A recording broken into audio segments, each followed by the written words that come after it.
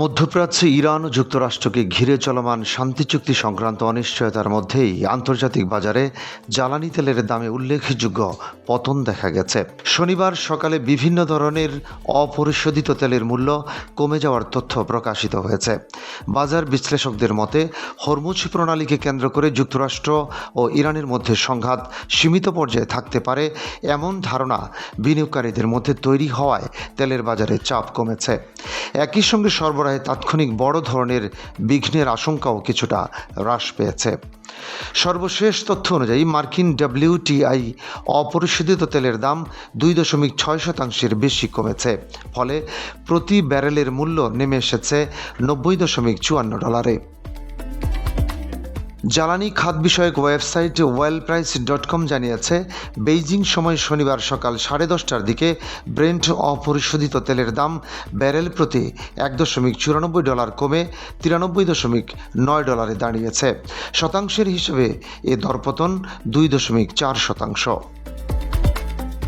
এদিকে সংযুক্ত আরব আমিরাতের মুরবান অপরিশোধিত তেলের দামও কমেছে। প্রতি ব্যারেলে $2.82 হ্রাস পেয়ে এর মূল্য দাঁড়িয়েছে $90.68।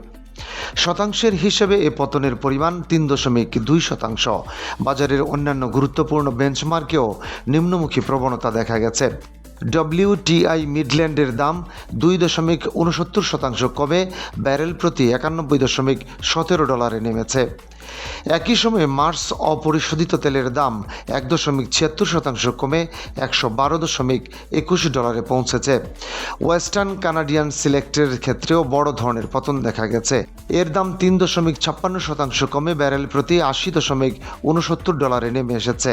শুধু অপরিশোধিত তেল নয়, প্রাকৃতিক গ্যাস এবং হিটিং অয়েলের বাজারেও মূল্য হ্রাস লক্ষ্য করা গেছে। তবে ডিজেলের দামে সামান্য ঊর্ধ্বগতি দেখা গেছে, যা 0.25% বৃদ্ধি পেয়েছে।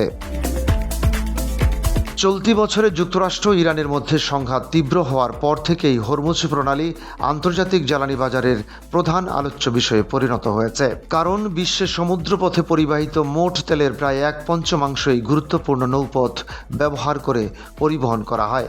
গত ফেব্রুয়ারির শেষ দিকে শুরু হওয়া যুদ্ধের পর থেকে এই রুটে তেল পরিবহন কার্যক্রম প্রায় স্থবির হয়ে পড়েছে।